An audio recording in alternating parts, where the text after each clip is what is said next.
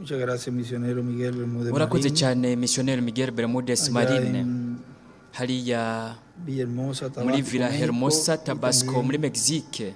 un saludo al Kandi reverendo indamukanyo no kuri Revera Andrés Cruz Gallegos Andres Cruz Kajego y toda la congregación allá ni en ikoraniro Villahermosa. ryose rya hariya muri Villa Todos los que nos Hermosa. están viendo a través Namwe del mwese satélite muriko muratubona Amazonas, biciye kuri satellite Amazonas internet. cyangwa kuri internet. en esta mañana de hoy, Uyu munsi domingo kuw'Imana 4 de itariki diciembre zine de z'ukwicumi este na año kabiri uyu mwaka 2022. w'ibihumbi bibiri na mirongo ibiri Y a na todos los que kabiri. nos están visitando, Nabo bose mwatugendeye, bendiga Imana grandemente. ibaha umugisha cyane, lleven grandes kandi bendiciones muze para kugenda sus mujyanye países imigisha también. ikomeye cyane mu bihugu byanyu naho.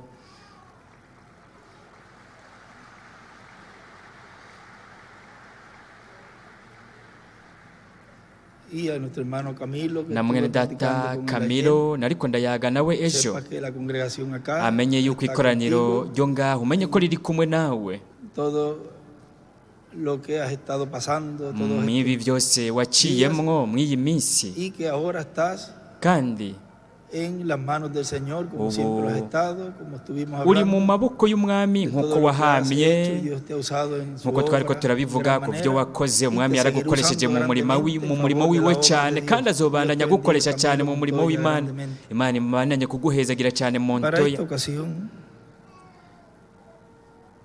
tenemos el tema Muri uyu mwanya dufise el misterio ikigwa de las dimensiones, cyitwa ibanga ry'uburinganire, que fue predicado el 14 de bwavuzwe cumi octubre na de zine z'ukw'icumi mu gihumbi na magana cyenda 1997 mirongo icyenda n'indwi Ecuador. muri Quito, Equateur. Hay un estudio que se Hariho hizo el inyigisho 2 de zakozwe julio, tariki zibiri del z'ukwa 2022, gatandatu mu bihumbi bibiri na mirongo ibiri na está en kabiri, el tomo 1 zibiri de julio. z'ukw'indwi, biri mu gitabo cya mbere cyo mu kwezi Ese kw'indwi. estudio lo pueden Izo luego nyigisho leer con hanyuma calma, muraza y ahí gushobora hay kuzisoma mutekanye. mucha, pero que mucha Aho muri izo información nyigisho harimo amakuru menshi y citas referente n'imirongo a lo de las dimensiones. bijyanye n'iby'uburinganire.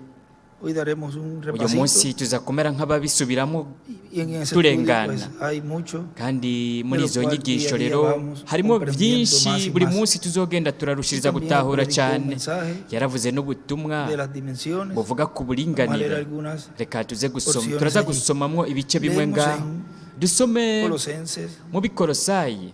Él leyó la escritura de We yasomye mu butumwa bwiza bwavuzwe na Yohani, bwanditswe na Yohani ikigabane cya mbere umurongo wa mbere kugeza ku w'icumi n'umunani. Ariko tugira dusome de Colosenses, mu está Bikolosayi, luego del libro de Filipenses, ni nyuma y'Abifilipi. capítulo 1, Abikolosayi verso 15, ikigabane cya mbere umurongo wa cumi na donde gatanu. dice, Él es la imagen del Dios Ahavuga hati invisible, niwe shusho y'Imana el primogénito itaboneka, de toda niwe creación, mfura mu byaremwe byose, porque en Él fueron kuko muri creadas we todas ariho las cosas, byose byaremewe, las que hay en los cielos y ibyo las mu que hay en ijuru la tierra, n'ibyo mu isi, visibles e invisibles, ibiboneka n'ibitaboneka, sean tronos, uri sean intebe dominios, sean z'icyubahiro, principados, uri ubwami, sean uri potestades, ubukuru, uri ububasha, todo fue creado por byose medio de Él byaremwe nawe, y para biremegwa Él. kuba Y ibyiwe. escribe, para Yaranditse Él ko ngo fueron creadas byose todas las cosas. byaremwe nawe. Dibujó una estrella de David. Aca capura inyenyeri ya Dawidi. Ndabinginze murashobora gufata ibyicaro byanyu. Aratubwira mu butumwa bwitwa ngo gukwegwa kwa gatatu canke intambwe ya gatatu irageze. Bwavuzwe 31 z'ukw'icumi na kabiri mu 76 muri Cayeye, Puerto Rico. Rero turabona isaha tugezemwo, iyo twebwe turiko turabamwo, byongeye kandi turabona ko ububi bw'Abamori buriko burashyitswa. Ibyo turabibona mu buryo bufadika. Ni ukuvuga ububi bw'Abamori mu buryo bufadika, turabona ubwo bubi bwashikijwe no mu buryo bw'impwemu, naho nyine tukabibona byashikijwe mu buryo bw'impwemu. Ku bijyanye n'inama nkuru ya ekumenisme iriko irakoraniriza hamwe amadini yose, bazana ibyo bintu byose. Rero mw'uyu mwaka uza bazogerageza guhata abatoranijwe ngo bifatanye nabo canke babugarira imiryango y'amahema yabo. Aho rero haruzura mu mwuzuro, igikombe cyabo kiruzura. Aho haca haza iki kuri bo? Ivyago. Byose mwibuka ubwa mbere biba mu buryo bw'impwemu. Aho rero niho gukwegwa kwa gatatu. turabona ko bizoba ari iki. Yaravuze ati ntibyari kuzokora mu mwuzuro k'umugaragaro hataraba agafyondo. Ku mugaragaro rero isi y'abanyamahanga, abanyamahanga bazobona ugukwegwa kwa gatatu kuriko kurakora ku mugaragaro.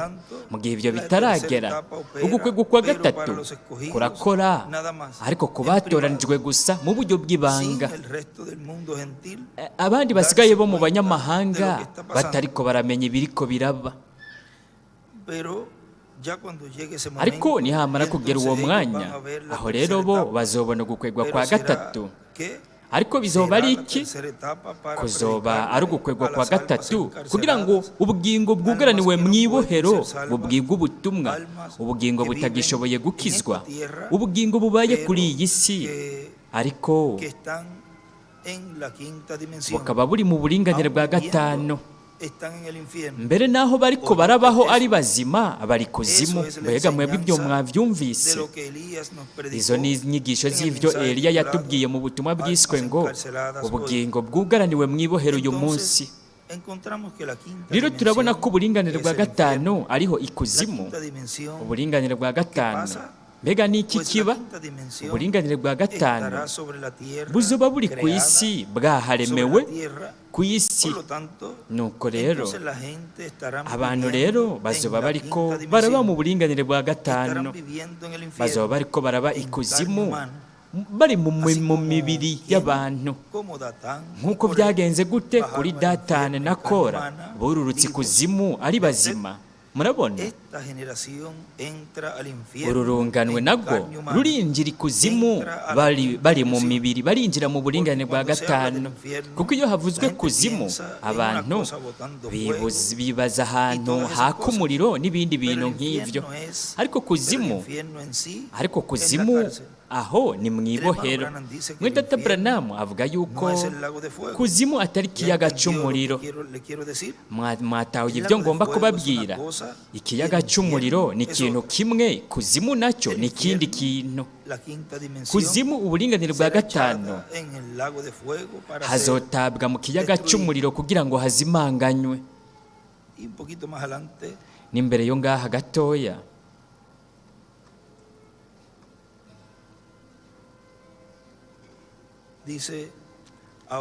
haravuga hati, rero abagenda imbere y'igihe cya nyuma, canke kugira ngo twese duhure tugende mu buringanire bw'Imana, mu buringanire bw'indwi, ariho hazobera amazimano y'ubukwe bw'umwagazi w'intama. Rero abagenda imbere yaho babanza kuja muri sare yo kurindiriramwo, aho ni mu buringanire bwa gatandatu. Mbega mwabitahuye? Mu butumwa bwiswe ngo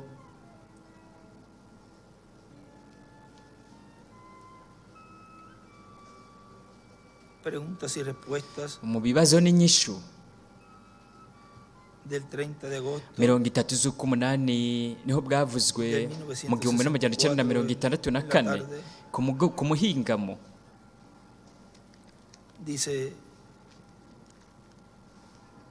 Aravuga ati,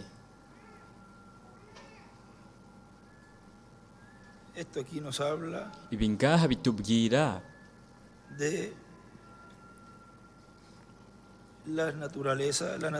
kuri kameremere iyo umwana muto avutse.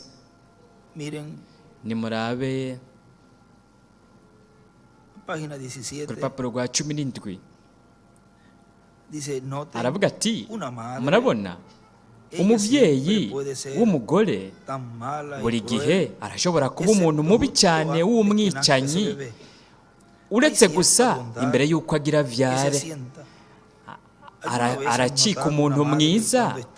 Muramaze kubona iyo umumama agira be umuvyeyi, haraba kumera neza muri we, haragaragara uko kuntu ko agira umutima mwiza. Ni kubera ko uwo mumarayika muto, impwemu ntoya, intumwa ntoya yo mw'iri hema ritoya, yiteguriye kugaragara mu isi. Rero uwo mumarayika muto iyo yinjiye mu mubiri, uyo ni umumarayika muto wo ku isi, impwemu iba yavuye ku Mana kugira ngo ifate uwo mubiri. Rero urwo ruhinja hace su decisión. arafata ingingo. Entonces, cuando esto acontece, rero iyo ibyo entonces bibaye, ves al ángel del Señor que ahora entra rero aquí. umumarayika w'umwami ndamubona ko yinjira ngaho. Uwo ni umubiri wo mu buryo bw'impwemu, ni Este es un espíritu uwo moribundo ku isi, en un cuerpo ni impwemu moribundo. ipfa Pero ibiri mu ahora, mubiri tú no upfa. puedes estar en dos ariko cuerpos a la vez. muri uwo mwanya we ntiwoshobora kuba mu mibiri ibiri icyarimwe, Más en ti pueden haber ahubwo muri wewe harashobora kuberamwo kameremerezi ibiri icyarimwe mu mubiri umwe. yaciye yandika ko de la ngo quinta y de la sexta dimensión impwemu yo mu buringanire bwa gatanu niyo mu buringanire bwa gatandatu en un solo cuerpo. zirashobora Esas kuba dos mu mubiri naturalezas. umwe izo kameremerezi ibiri. Ahora, la naturaleza del rero espíritu del kameremere ka Señor, mpwemu w'umwami, cuando naces de nuevo, iyo umuntu no avutse naces de ubugira lo físico, kabiri ntavuka como mu lo buryo fue el bebé. bufatika nk'uko byagenze ku Mas lo ruhinja, que sucedió es ahubwo que el icyabaye nacimiento ni uko espiritual kuvuka ha ko mu buryo venido a ti. bw'impwemu kuba Y kukuje ko, mientras este nacimiento kandi uko espiritual kuvuka está ko mu buryo creciendo bw'impwemu yo hacia kuri tu ko corazón kurakura kujya mu de Dios, mutima wawe está creciendo un w'Imana, cuerpo físico haba hariko o harakura celestial umubiri ufatika para canke wo mu recibir ijuru ese espíritu. kugira ngo wakire iyo Y cuando la mpwemu. vida abandona este cuerpo, kandi iyo ubuzima buvuye va mu uyu a mubiri ese cuerpo. buca buja mu uwo wundi mubiri. Y él escribe dos naturalezas arandika a ko la ngo vez kameremerezi en un ibiri cuerpo. icyarimwe zikaba mu mubiri umwe. Y cuando la vida abandona kandi este iyo cuerpo, ubuzima va buvuye mu a uyu ese mubiri cuerpo. buca buja mu uwo wundi mubiri. atayandika ko ngo Así teofaniya. como cuando el cuerpo es presentado ni nk'iyo a la umubiri tierra, ushitse ku entra el isi espíritu, winjiramwo impwemu, kandi iyo impwemu ivuye mu uyo mubiri esperando. hariho uwundi mubiri uba urindiriye, kuko turazi yuko iri hema ryo ku isi iyo risambuwe, Abikorino ba 2:1, turafise irindi hema rihoraho riturindiriye. murabona bimeze uko umubiri wo mu buryo bw'impwemu w'abantu. Sigue diciendo aquí nuestro arabandanya hermano mwenda William, William avuga mw'ubu butumwa nyene Ahora, ati usted puede ver de rero dónde salen mwe murashobora todas esas kubona modas ahava de Hollywood. ayo mamode yose yo muri Usted puede ver Hollywood de dónde salen inyambaro. todas esas cosas murashobora kubona que ahava hoy en ivyo bintu día byose ustedes ven. ivyo mwebwe mubona uyu Y que munsi, para mejorar la belleza de la mujer, kandi kugira ngo bagerageze kugira neza ubwiza bw'umugore, kugira ngo batume aboneka cada nk'uko cual atari. debe ser como es. umuntu wese ategerezwa kumera nk'uko ari, nk'uko Imana Entonces, yamuremye. encontramos de dónde rero es que turabona sale todo eso. aho ibyo byose De Hollywood. biva ni muri Los Angeles, Hollywood, California. muri Los Angeles, mu Que bamarayika digo, i hermano California. Es mbega la mwenda misma Branham tapa yavuze del iki? infierno. ati n'umupfundikizo wa Y si la kuzimu, puerta del infierno se kandi abrió, urugi rwa kuzimu niba ahora rwarugurutse. usted vea entonces Rero, por dónde empezó entonces, murabona aho rero o por dónde se byahereye abrió un canke roto ahugurukiye hueco intoboro en la quinta dimensión. y'uburinganire bwa Por ahí gatanu. entonces se abrió aho rero esa niho puerta hugurukiye en Hollywood urwo rugi muri y se Hollywood, regó a través de los cines, kandi de la radio, bica de la biraca televisión, mu maradiyo, y mu entonces, mboneshakure. rero a través del hablar biciye mu y a kuvuga, través de los sentidos. biciye no mu Es nzira que el diablo z'inyumviro, ha estado metiéndose uko niko a Sekibi esta dimensión. yagumye ariko araza muri ubu buringanire. En el estudio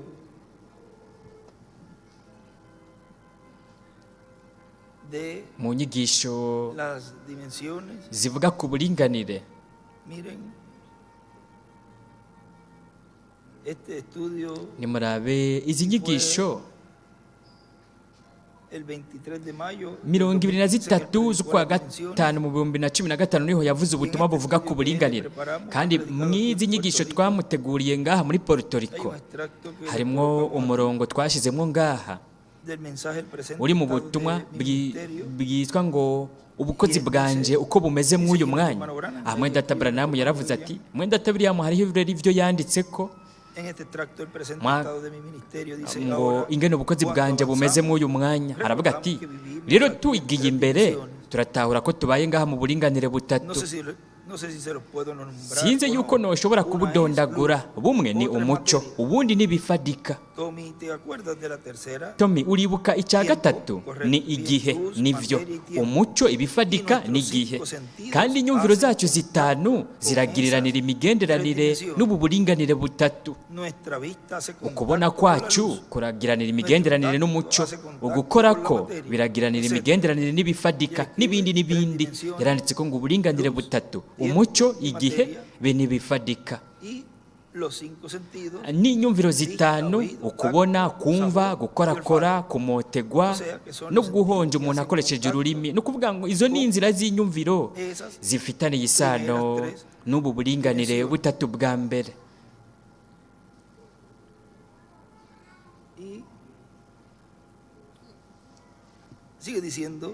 Arabandanya avuga ati kandi biciye mu nzira z'inyumviro, uko niko Sekibi yagumye ariko araza muri ubu buringanire, yagumye ariko ararema uburinganire bwa gatanu ngaha. Rero ariko arakoresha ibintu byose byo muri Hollywood, yagumye ariko arakora ibyo byose, kandi nimwibaze, ibintu byose byo mu buringanire bwa gatanu bitegerezwa kuvugwa, bikerekanwa biciye mu mareresi n'ibindi. Rero iyo abantu bavyemeye, rero muri bo ibyo bintu byose birambara umubiri. Haca haba iki? Ni ikintu cyo mu buringanire bwa gatanu kiba cyambaye umubiri mu biremwa abantu, kandi kibaye cyambaye umubiri mu biremwa abantu, ni ikintu kiba cyahindutse ukuri ku biremwa abantu. Ni ukuvuga harahinduka ukuri byo mu buringanire bwa gatanu, bihindukira ukuri mu biremwa abantu biciye mu izo nzira. Mu buringanire bwa kane, uburinganire bw'amaonde, ahaca amajwi n'amashusho, ni ukuvuga umwanzi akoresheje ubwo buringanire abukoresha kugira ngo akore ikibi. Kandi kubera ari ibyo mu buringanire bwa gatanu, haca haba iki? Uburinganire bwa gatanu buriko buraremegwa ngaha ku isi, kandi uburinganire bwa gatanu buriko burambara umubiri mu biremwa abantu, ibiremwa abantu bariko baba imbohe mu buringanire bwa gatanu. Rero ntibaba bagikeneye nuko bopfa kugira ngo baje ikuzimu, kuko ikuzimu haramaze kuza habasanga aho bari. Mu butumwa bwitwa ngo ubugingo bwugaraniye mu ibohero, Mwenda Branham ngaha aratubwira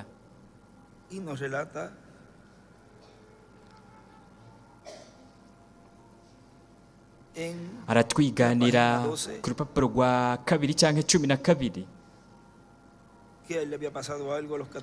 Hari ikintu cyari cyamubaye ko mu myaka 14 igihe hariho wari yamurashe n'inkoho yo guhigisha. Hariho ibintu rero byamubaye ko, reka tubisome ngaha. Igihe yari yaramaze gukura, inyuma haheze imyaka 40, aravuga ati rero ukuntu kuri narabonye ibyo biremwa byose bitangaje, nari nashize mu ico kibanza giteye ubwoba ikuzimu, numva mfise ubwoba ntinye cyane. Wamenye mugabo afise amaso manini manini, amaso yagutse nk'ay'akayabu, n'inzobe zisize ko amabara asa n'urwatsi rubisi, bajwira bavuga ijwi nk'iry'igikoko. Mbega ingene byari biteye ubwoba. Mwako kanya naciye ngarukana ubwenge, nsubira mu buzima bwanjye busanzwe. Ibyo byarampagaritse umutima cyane, kandi byarageze aho nibaza, nifuza ko jewe ntojya mu kibanza nk'icyo cyangwa uwundi muntu n'umwe ngo ajye mu kibanza nk'icyo. Inyuma y'amezi 7 nararonse igerekwa aho jewe nari burengerazuba, ndiko ndabona umusaraba uri ko zahabu uri kurunyukurukirako. Nari nzi ko mu kibanza kanaka hariho ikibanza cy'abakiriwe urubanza. Jewe sinari bwigere ndabyitaho cyane kugeza haheze ukwezi kumwe. Sinabyibaza ko, ariko haheze nk'ukwezi ndi muri Tucson, narajyanye umukenyezi wanje mu isoko mu gisagara, twinjira muri magaze. Dusohotse mu ibarabara, hariho benshi mu gwaruka nk'ubwo bafise umushatsi umeze usize ko amarangi, n'abandi bambaye impuzu ziteye ubwoba. Bari bahari bose bari ko barabatangarira, kuko umutwe wabo wari umeze nk'abagore bimosheje igipara, umutwe ukayangana umenga harimo amazi. Yarambajije ati mbega bijya bintu vyibaza kwiki? Ndamubwira nti nawe wategerezwa kumaramara ibyo bintu nka bijyo vyiyumviriye ko.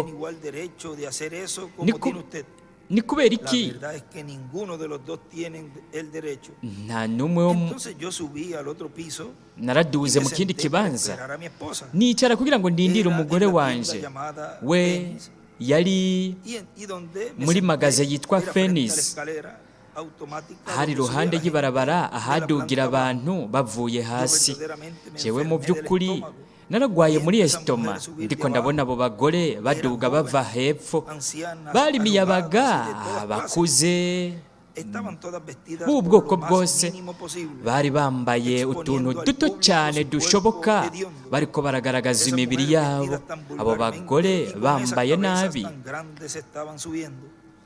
Yo estaba sentado n'imitwe allí con minini la cabeza bariko baraduga inclinada, nari y de nicaye ngaho repente nunamye alcé la cabeza hanyuma y venía nunamuye subiendo umutwe una mujer latina haduga umugore hablando w'umulatini con una ariko americana.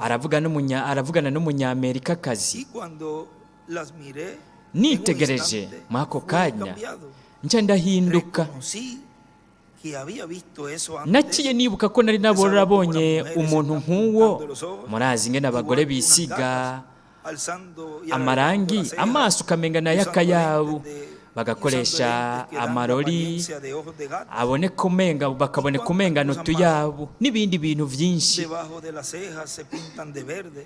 munsi y'amaso bakisiga ibisa n'urwatsi rubisi aho nari mbonye ryayerekwa nabona igihe nari nkiri muto cyane yagiye yandika ngo afise imyaka 14 yaranditse ko ngo igihe yagira urugendo akaja ikuzimu Allí estaba la mujer aho exactamente. hari umugore ameze Quedé nk'uko como nyene aturdido.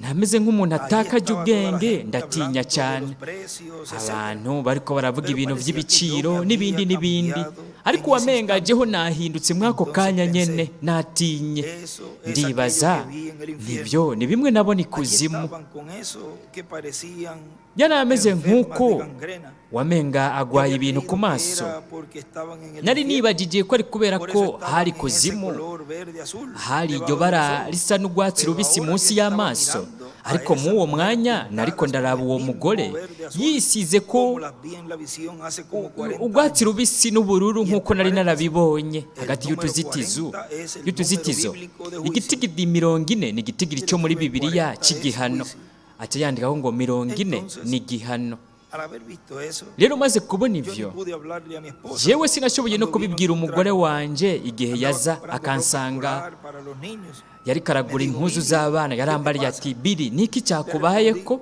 ndamwishyura Querida, me siento como ni mukunzi wanje numva umenga napfuye arambaza ati wabaye iki uragwaye ndamubwira ntoya muerto. Algo acaba de suceder. hari ikintu gihejeje kuba Y aún hasta ahora ella no sabe lo que fue. mbere n'ubu ntazi ibyabaye ararindiriye kuzokumva iyi kasete no kuvuga yaciye ashaka kwigisha kuvuga ubutumwa kuri ivyo mu itabernakuro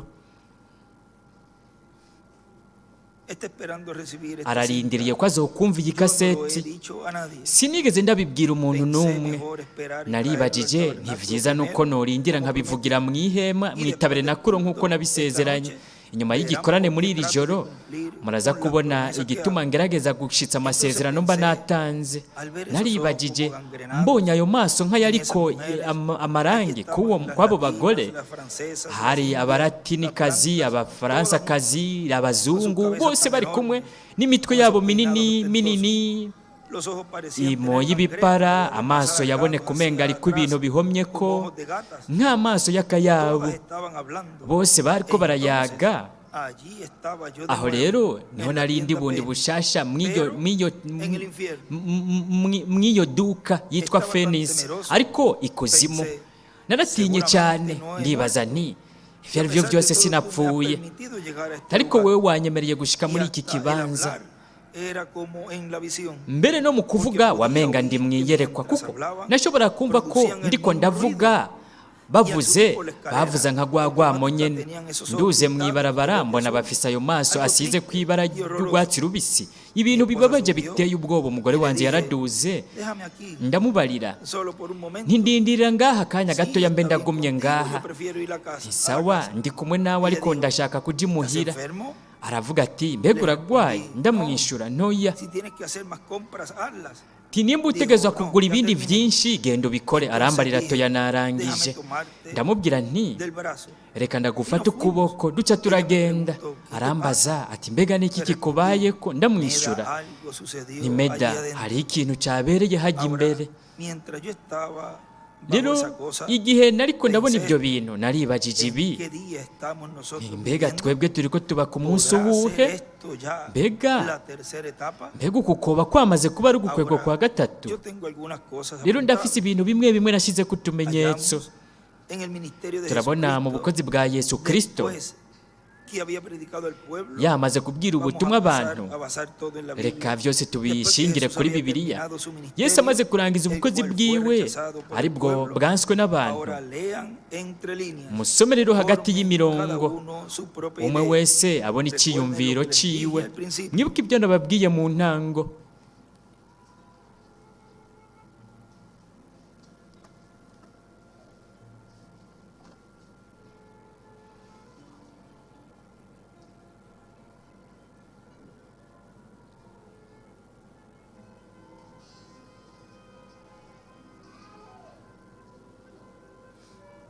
Sigue diciendo, arabandanya avuga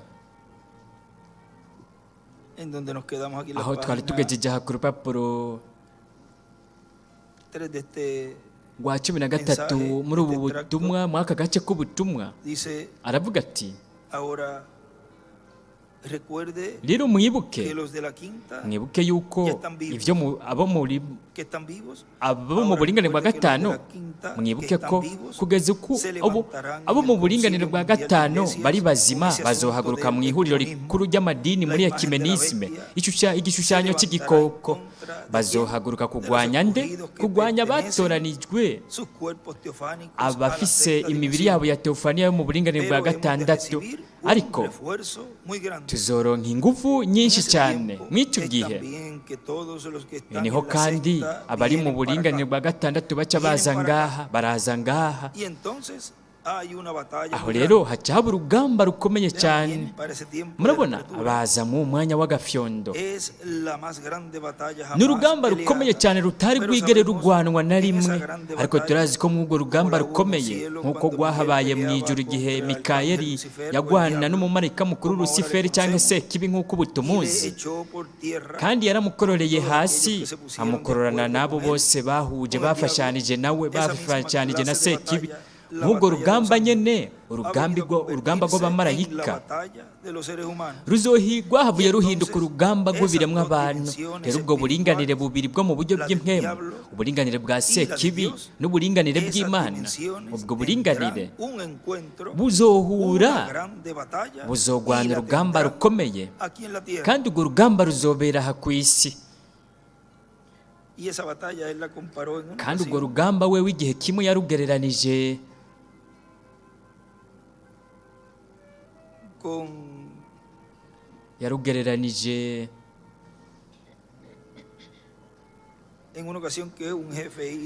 yabigereranije n'igihe kimwe aho umukuru w'umusangwabutaka, umuntu kizigenza w'umusangwabutaka yari yaronse mpwemu yera. we rero yaramwiganiye. nimurabe ku rupapuro rwa 11 mu butumwa bw'ibibazo n'inyishu 30 z'ukumunani mu 64 mu ijoro. aharavuga hati yabigereranije n'imbwa yera hamwe n'imbwa yirabura, ubwo rugamba rubera imbere. haravuga ati hari umuntu yambwiye ko umuntu yigeze kuronka mpwemu yera. aramubaza ati umerewe gute? ati merewe neza kandi merewe nabi. mbega ushatse kuvuga iki? kumerewe neza cyane kandi ukaba umerewe nabi cyane? aramubwira ati uhereye igihe naronka mpwemu yera, yaravuze ati muri jewe harimo imbwa zibiri, imwe muri zo irirabura iyindi nayo irera. aravuga ati igihe cyose ziguma ziriko ziragwana, ati zirakuga zikagwana. aravuga ati imbwa yera ishaka ko nkora neza, imbwa yirabura nayo ikagomba ko nkora nabi. Ndavuga nti ni byiza Kizigenza, ni iyihe yo muri izo inesha urugamba? Arambarira ati bivana n'iyo Kizigenza ashyigikiye. Rero ndizeye ko iyi ari inyishu nziza. Murabona, bivana gusa n'urugamba rwo mu mubiri ruri muri wewe, bivana naho wewe ushigikiye. Kameremere wewe ushigikiye, kameremere y'umubiri ifatiye ku bintu byo ku isi, cyangwa kameremere yo mu buryo bw'impwemu ifatiye ku ijyanye n'ibintu by'Imana. Iko niko bigenda. Yagiye yandika ko ngo imbwa yera, kameremere yo mu buryo bw'impwemu, impwemu ya teofani yo mu buringanire bwa gatandatu, imbwa nayo yirabura, kameremere yo mu mubiri, kameremere y'umubiri, impwemu yo mu isi yo mu buringanire bwa gatanu. No mu butumwa bwiswe mu butumwa bwavuzwe ku buringanire bwavuzwe 23 z'ukwa gatanu mu 2015 buvugirwa muri Puerto Rico. Aravuga ati 24 z'ukwa gatanu, munyihanganire ku Imana, 24 z'ukwa gatanu mu 2015 niho bwavuzwe. Aravuga ati muri buri gihe haba hari umugwi w'abizera bari kumwe n'intumwa ya buri gihe, aribo uguhishurwa kw'Imana kuva kuri Kristo biciye muri mpwemu wiwe kukaza ku ntumwa. Arakira uko guhishurirwa akaguha abantu, agahishurira abantu asizwe na mpwemu w'Imana, agahishura ibyo abantu bo muri icyo gihe bategerezwa kuronka, agasigaza ikintu, igice adashobora kubwira abantu, kuko intumwa itegerezwa kugumana igice cy'uko guhishurirwa, na cyane cyane ibintu biba bijyanye nayo no gukorana kw'Imana ikorana n'iyo ntumwa. Arashobora kubwira ishengero ibintu bimwe bimwe, ariko guhishurirwa kose ategerezwa kwigumizamwo ntashobora kugutanga. Aho twabonye Pawulo mutagatifu avuga yuko yagiye mu ijuru rya gatatu muri paradizo, kandi yarabonye ibintu, arumva ibintu atemerewe, umuntu n'umwe atigeze yemererwa kubimenya. Yategerezwa kuguma numye. Uko niko vyabaye no kuri Revera William Branham, igihe yabona iyerekwa ry'ihema nini katedrale, akabona ibintu byose ngaho. Hanyuma yarinjiye mu kumba gatoya, aho yarahaboneye ibintu, arahumvira ibintu, kandi yarahabonye izina. Hanyuma yararondeje cyane izina yari yabonye ngaho, kandi yarabujijwe kuvuga ibintu byariko birabera ngaho. Ingene ibintu byose byariko birabera ngaho imbere mwako kumba, yarabujijwe kubimenyekanisha, kugira ngo ntihave hahaguruka bigana, kugira ngo gutyo umugambi w'Imana ukingigwe. Kuko iyo hagurutse abigana, baraheza bakateza ibibazo igikorwa cy'Imana.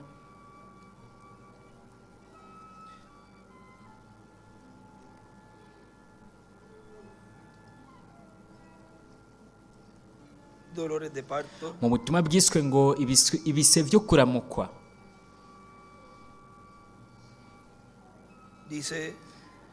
ku rupapuro rwa 30 aravuga ati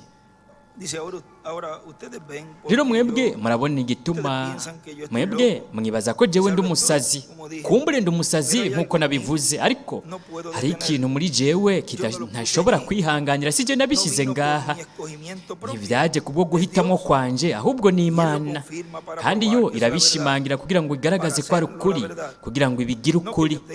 Si kuvuga ko jewe mfise ikintu na kimwe cyo kugwanya Luteri, abapentekote, ababatiste cyangwa abari bo bose. Nta kintu na kimwe mfise cyo kugwanya umuntu n'umwe, ahubwo ngwanya ayo masysteme, iyo mikorere, kuko ijambo rirabagwanya, ntirigwanya umuntu. Nimurabe babaherezi n'abakuru bicaye ngaho uyu munsi, bo ntibobaye bari ngaha bumvise iyo mikorere, ariko bo bubashe ijambo ry'Imana kugira ngo batere intambuko bemere. Haleluya! Bisigura ngo Imana yacu ihabwe icyubahiro. Obo ntirizoba babaza. Amen. Bisigura ngo bibe bityo. Ndizeye kandi ndazi ko ari ukuri, byarashimangiwe ko ari ukuri. Umunsi umwe mwebwe muzomenya kumbura igihe kizoba cyarenganye cyane. Gute? nko mu gukwegwa kwa gatatu ugushingirwa intahe kw'ibintu byose Imana iriko irashikiriza mu ihema, ikibishingira intahe cya nyuma bizoba ibitangaza no twumiza bizobera mu kumba gatoya. Icyo nico kibishingira intahe cya nyuma. Rero abantu bazomenya kuko ari ukuri kuzuye. Umunsi umwe mwebwe muzobimenya, kumbura igihe kizoba cyarenganye cyane. Rero nimwitegereze. Bibiliya yavuga yuko umugore wiwe yabimenye ku iherezo ry'igihe. Mbega we yabimenye gute? Kugira ngo abe umugore wiwe.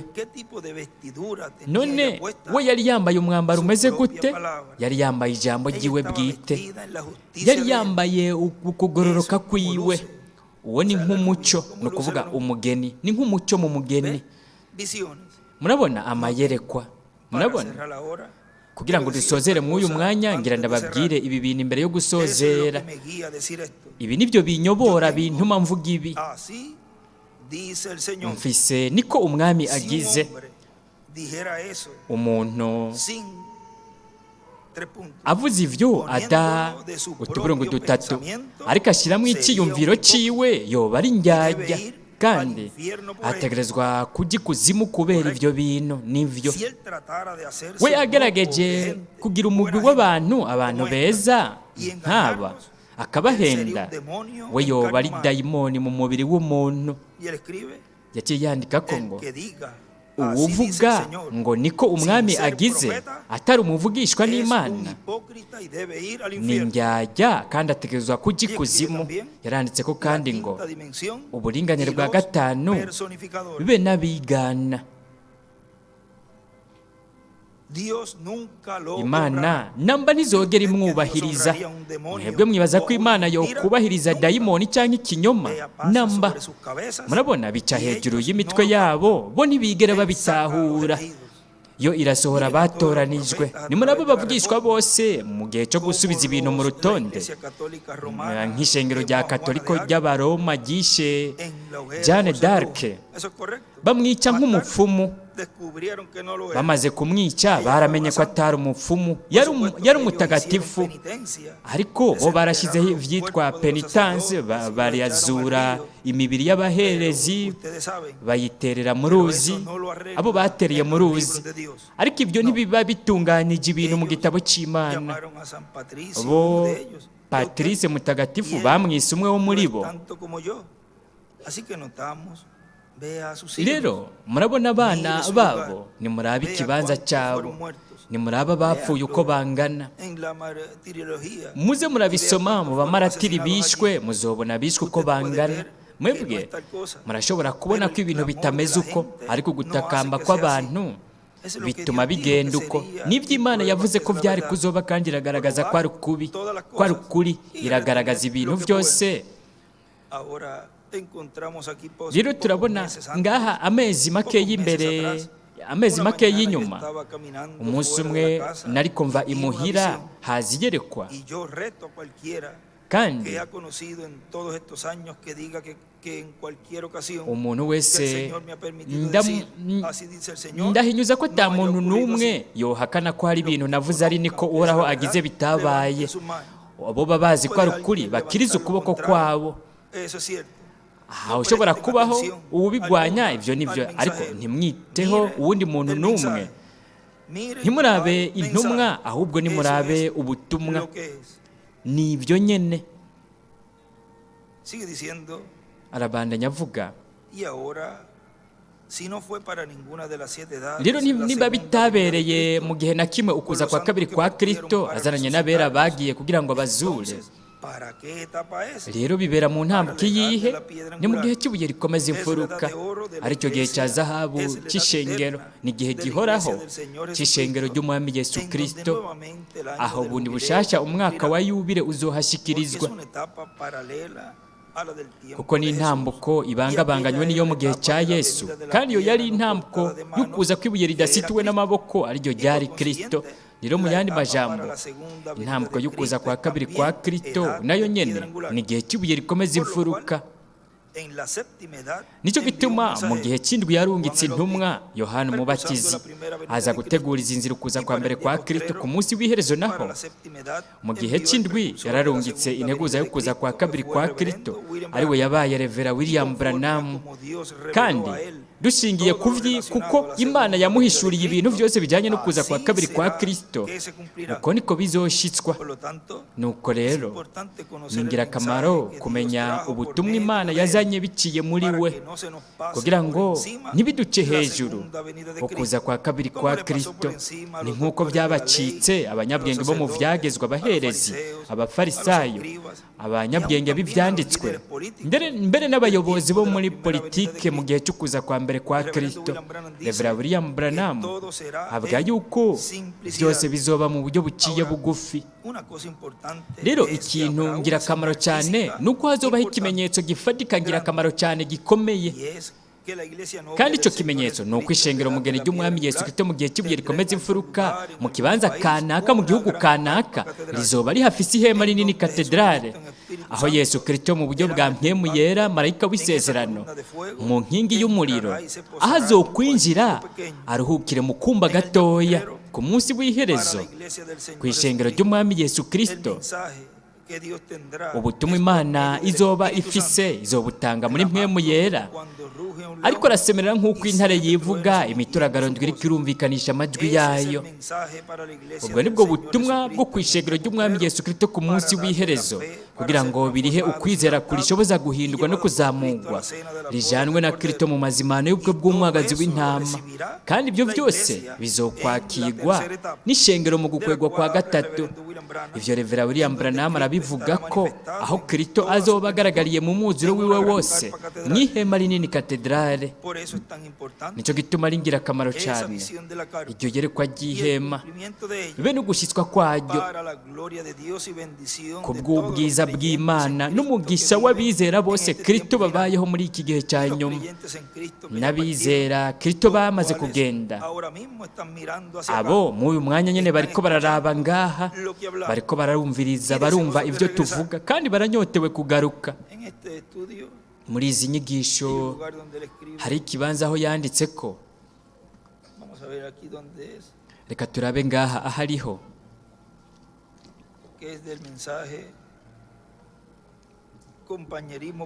ni ubutumwa bwitwa ngo kugiriranira ikiyago cyangwa kugendana biciye mu bucunguzi.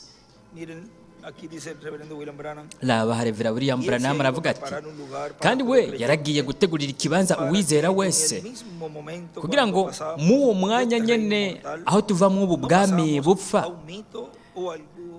ntitujya tugiye mu mugani cyangwa mu kintu, ahubwo tujya mu itaberenakure, ahantu ho kuba. Kandi icyo kibanza ushobora kuba ari ngaha nyine mw'iyi nyubakwa uyu munsi, ikibanza umuntu adashobora gukora ko cyangwa ngo gikorwe ko n'ubumararoho nyanganda, ni ikintu cyateguwe n'Imana gusa. Mu buringanire bwa kane birashobora kuboneka ko amaonde y'amaradiyo biriko biraca mw'iyi nyubakwa nyene, ubutumwa buva mu maradiyo biriko birazunguruka mw'iyi nyubakwa, amashusho yo mu mbonesha kure, ariko birengana n'ingoga ku buryo amaso yacu adashobora kubibona. Rero turenze amamayiri igihumbi mw'ubwo buringanire, twoshika mu kibanza nyacyo, aho twobona nk'uko twobona amashusho yo mu mbonesha kure mw'iki kibanza nyene. Aho niho Umwami Yesu Kristo ari, arandika ko ngo mu buringanire bw'indwi Umwana w'Imana yazutse ahagaze ngaha, ariko igituma badashobora kubibona no kubera ko imitima yacu irashimangiwe kugira ngo ibitahure. Kandi igituma tudashobora kubona amashusho yo mu mbonesha kure ni ukubera ko imibiri yacu itameze nk'ibikoresho byo gushobora kubona ibintu birungitswe n'ivyuma byo mu buhinga bw'ivyuma, ariko imibiri yacu niyamara kuba nk'uko Imana yabigenye, tukaba nk'igice cyayo, rero ubugingo bwacu buzoshobora kubona ububasha bwa Mpwemu Yera. Kandi turiko turakogwa na Mpwemu Yera kugira ngo dushobore kubona ubwo buringanire vuba.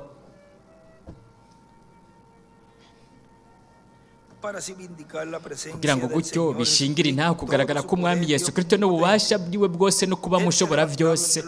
We yaravyutse mu bapfuye, ni muzima muri twebwe uyu munsi, kandi azogiriranira ubusabane bundi bushasha n'abantu biwe nk'uko vyagenda mu itongo rya Edeni.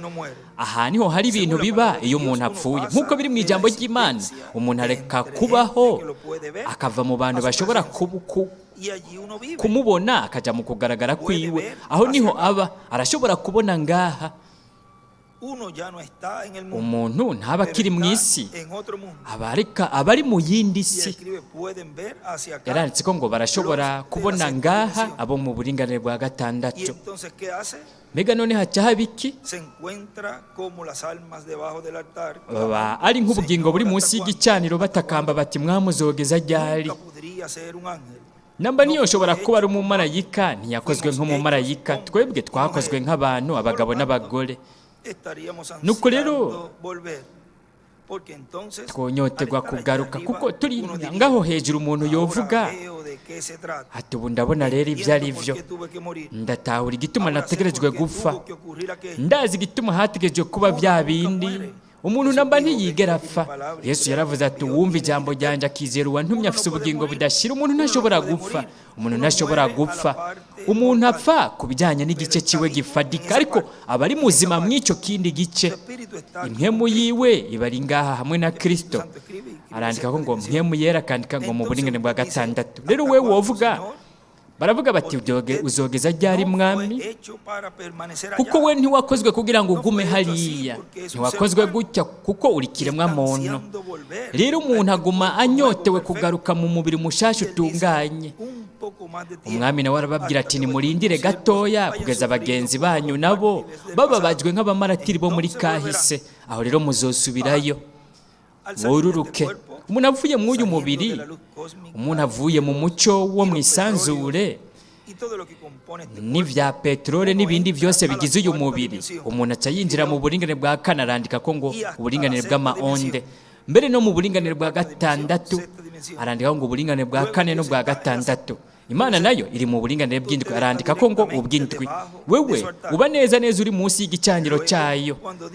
Hanyuma Imana ibohoye impwemu yawe ari y'ikiduga, iva mu buringanire bwa gatandatu igashika mu buringanire bwa gatanu mu mucyo w'isanzure, bikava kure kuba umucyo, peterole n'ibindi. Wowe ukagaruka ngaha ku isi bundi bushasha, umuntu bundi bushasha.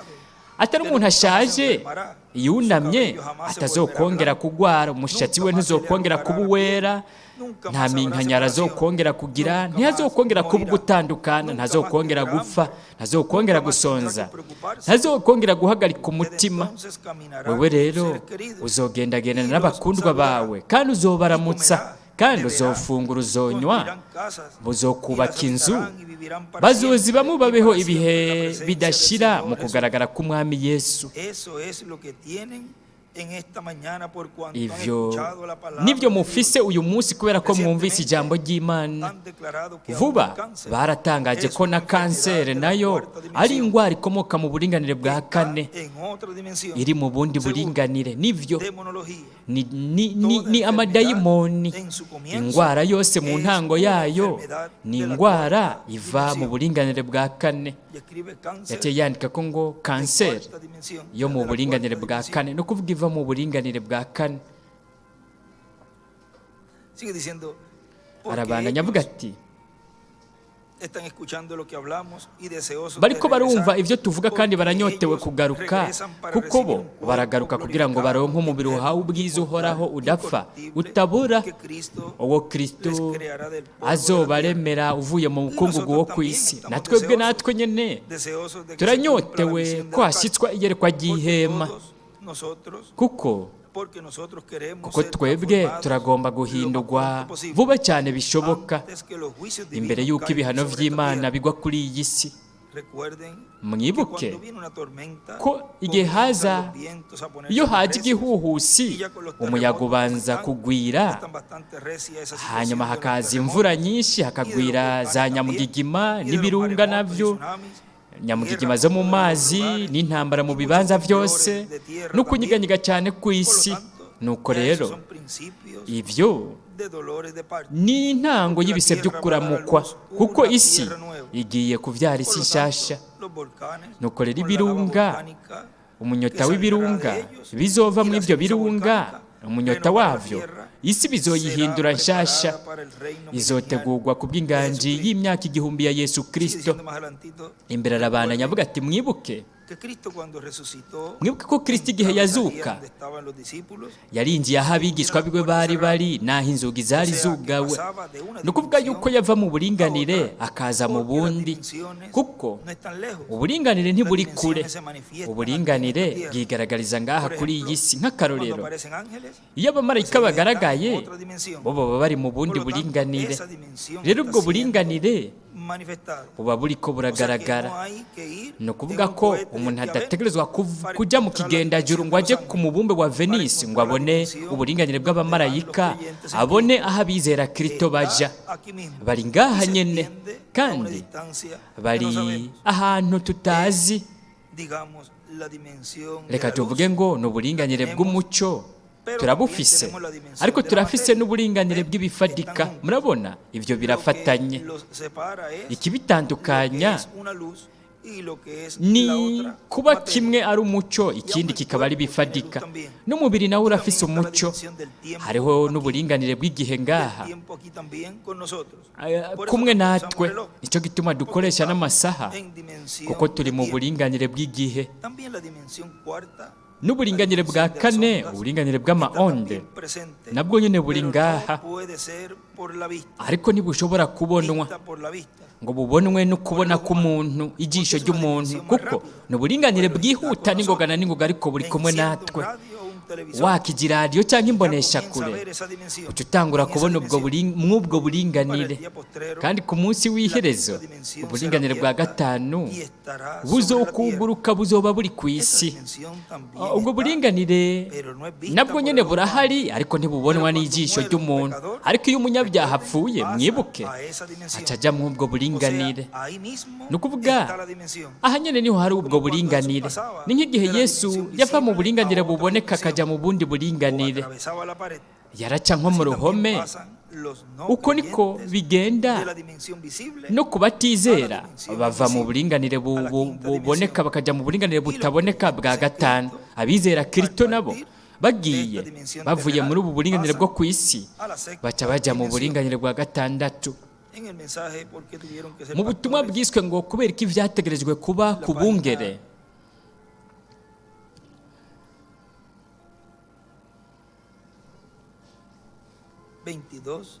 ku rupapuro rwa 22 na 23, Reverend William Branham aravuga ati, mbega wari he igihe nashyiraho amatanguriro y'isi? Mbarira igihe nayashimangira. Mbega intoboro bizunguruka ko yari he? Weho wari uri hehe? Mwebwe mwibaza yuko Imana itoshobora kutubaza ikintu mu bwenge bwacu? Ubwenge bwacu ni ubugugu kuri yo ikora ibyo ivuze ko izokora. Rero murabe, Imana iriko iritegurira gukora ibindi biremwa bishasha. Yo iriko irarema isi ipfa, ubuzima bupfa. Abamarayika bararirimba mu ijuru, ariko ngaha yo iriko irarema ubuzima bushasha, ubugingo buhoraho ku muntu. Kandi iriko iraririmbira abantu bayo biciye mu bamarayika ku isi, atari mu ijuru. Mu ijuru ho hari ubugingo budashira, kandi indirimbo bararirimbiye ijuru igihe ibiremwa bipfa vyaza. Ngaha naho ibiremwa bidapfa byariko biraza. Rero ubu bo baririmbira abantu bo ku isi. Ku nshuro ya mbere baririmbiye abungere. Ibyo vyabaye mu gushitswa kukuza kwa Yesu, igihe abamarayika bari hariya bagaragaye. No kuvuga ubwo buringanire bwari bugaragariye ngaho, bariko bararirimba. Aravuga ati ku nshuro ya mbere baririmbiye abungere, no kuvuga ubwo buringanire bwarugurutse. Baratangara, mbega ntibimeze uko? Biratangaje. We yaratanguje ibiremwa bishasha. Mbega vyari iki? ibiremwa biremwe nawe nyene ubwiwe. Imana yambaye umubiri ibana natwe. N'ivyo Bibiliya yaravuze iti mu nkomoko y'ivyaremwe n'Imana. Imana yaremwe mu buryo bw'umuntu muri Yesu Kristo umwana wayo niho Imana yabaye. Yarubatse itabernakulo yayo y'umubiri n'amagufa iba mw'iryo hema. Imana Emmanuel, Imana iri kumwe natwe. Yo yarubatse inzu yayo kugira ngo iyibemwo, kugira ngo yo ishobore kugaragariza ijambo ryayo abantu bayo biciye muri ivyo. Mwebwe murazi Imana ico ari cyo mubonye Kristo. Mwebwe murazi Imana ico ari cyo mubonye Kristo. Mwibuke buri gihe harabaho indirimbo iyo umwami avutse. Aha mwenda tabiri yamarabana yavuga ati uburinganire bwa gatandatu nabwo nyene buri kumwe natwe. Abamarayika b'umwami basagaje impande zose z'abamwubaha abizera Kristo kandi barabarokora. Kandi marayika w'Imana Kristo yaravuze ati nzokwamana namwe iminsi yose kugeza ku muhero w'isi. Matayo 28:20. Nuko rero ubwo buringanire nabwo nyene buri kumwe natwe ngaha. Twovuga yuko byose biri nko mu muzingi: uburinganire bwa mbere bw'umuco, uburinganire bwa kabiri bw'ibifadika ibiboneka, uburinganire bwa gatatu bw'igihe, uburinganire bwa kane bw'amaonde, uburinganire bwa gatanu ikibanza kijamwo abazimiye. Kandi aho niho baguma nk'ahantu mu ndoto mbi, baba bari mu buringanire burimwo kuzimu. Hamwe n'uburinganire bwa gatandatu aharabera bizeye Kristo bagiye aribo baraba bakabona ngaha.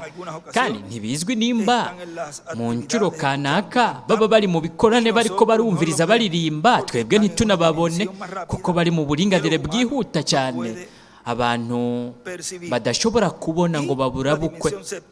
Hariho n'uburinganire rero bw'indwi, uburinganire bw'Imana. Imana ibera hose icyarimwe, iri mu bice byose. Nuko rero uburinganire bw'Imana bw'indwi nabwo nyine buri hagati muri twebwe. Byose biri nko mu muzingi. Mwibuke yuko umuzingi uvuga ku bihe bidashira, kuko ntugira aho ugarukira. Aha rero aca bicapura ngaha, aca capura uburinganire bwa mbere, bwa kabiri, bwa gatatu, bwa kane, bwa gatanu, bwa gatandatu. Ni ukuvuga aracapura uburinganire indwi. Ari byo avuga ngaha ko bimeze nk'umuzingi.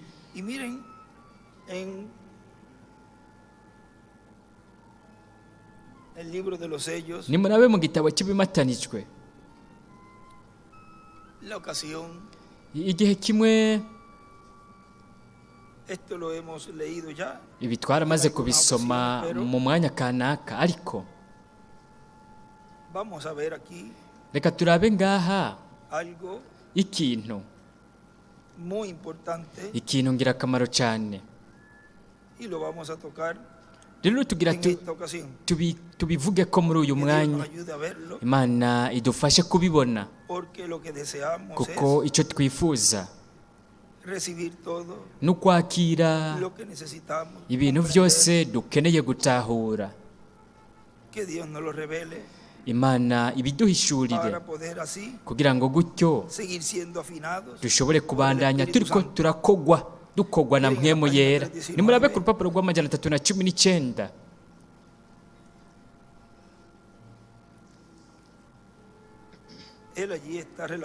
We ngaha yariko arigana avuga ivy'igihe, imwe mu ncuro aho umwami yamwemereye gukora urugendo, kuko we yaza arakora urugendo mu buringanire bwa gatandatu, yaragirayo urugendo. Ku rupapuro rw'amajana 319 hepfo, reka dusome ngaha igice mpagaze ngaho. Ni ukuvuga mu buringanire bwa gatandatu, narikoze ku mutwe n'ukuboko, numva mfise umushatsi wanje bundi bushasha, nari umuyabaga. Ndavuga nti mbega ibi si ibintu bitangaje, aha niho turi.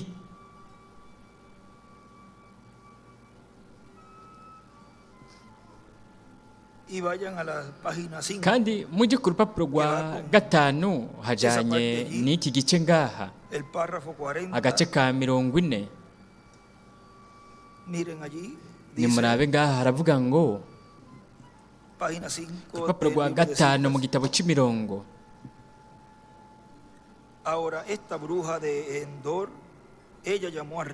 Rero umupfumu yarahamagaye impwemu ya Samweli. Rero mwe mwoshobora kwibaza ingene ivyo vyashoboye gukogwa. Ibyo ntibyoshobora gukoreka uyu munsi. Oya mugenzi, kuko amaraso y'amashuri n'amasuguru yari yarindiriye igihe cyo gushitswa. Igihe umuntu yapfa muri iyo minsi, we yapfira munsi y'impongano z'igitungwa, ubugingo bwiwe bwaja muri paradizo. Aho niho yaguma kugeza ku munsi wo gucungurwa. Yaranditse ko ngaha ngo Samweli yaraje kuri Sawuli, kandi yaranditse ko hepfo ngo paradizo. Arabana yavuga ngaha mu gitabo cy'Ibimatanijwe ati, mbega bisi ibintu bitangaje, aha niho turi. Yaranditse ko ngo yari umuyabaga afise n'umushatsi wose mu buringanire bwa 6.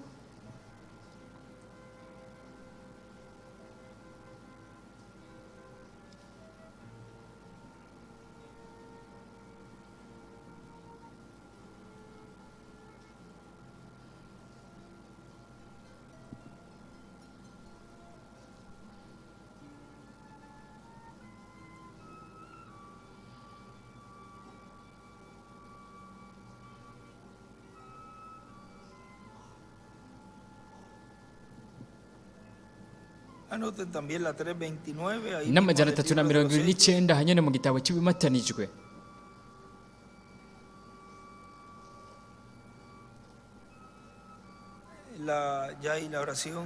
Mwisengesho we yakoze ngaha ku majana 329 hajanye n'ibi biri ngaha.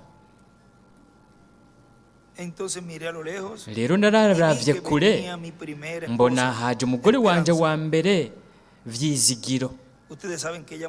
Mwebwe murazi yuko yapfuye afise imyaka 22, kandi mu mwanya yari akiri mwiza nk'ubwa mbere. Benshi muri mwebwe muramwibuka, yari afise amaso yirabura n'umushatsi wirabura washungurukira ku bitugu vyiwe. Yari wo muri Alemanye, umudagi. Naribajije,